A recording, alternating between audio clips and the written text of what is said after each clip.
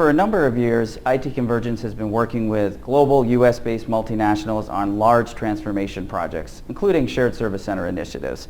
And certainly clients do engage us for business process redesign or technology implementation. But over that time, what we've learned is there are a number of tips and tricks that help you actually obtain the value that you put in the business case. There are a number of things that have to go right for you to obtain the full value of the project. The things that you can get in your way, we've referred to as value leaks. So a value leak would be something that either makes the project more costly than you originally projected or helps erode the value that you thought you would get out of the project. Value leaks can come from a number of different places. One management that often doesn't get enough attention or funding is change management and training. So lack of training can lead to resistance and poor user adoption. This undermines the value case because people start working outside the system. Another type of issue that can sap value from the project is around the technology that's supposed to underpin the new shared service center. When companies are trying to operate at a larger scale than they have before by centralizing transactions, this often entails using new technologies, or at least technologies that are new to the company.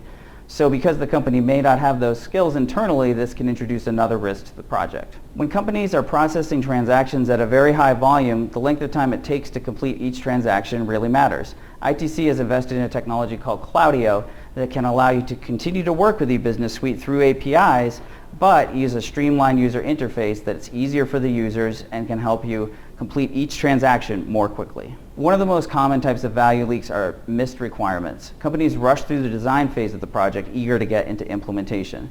In large shared service center projects, ITC advocates a global design or regional design process at the beginning of the project.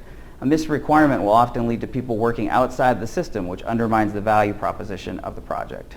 Another common value leak in large technology projects is just failure to have the right technology skills internally. When you're trying to operate at a very large scale, you might be using new tools that aren't familiar to the company, and as a result, you can have problems with stability or performance that compromise the ability to transact in the system the way planned. Oftentimes, a large transformational project like Shared Service Center is predicated on an understanding that there's going to be continuous business process improvement.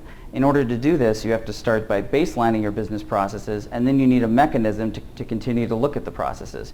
ITC works with Oracle middleware products like BPM to model out business processes so you can continually improve them and extract more value over time.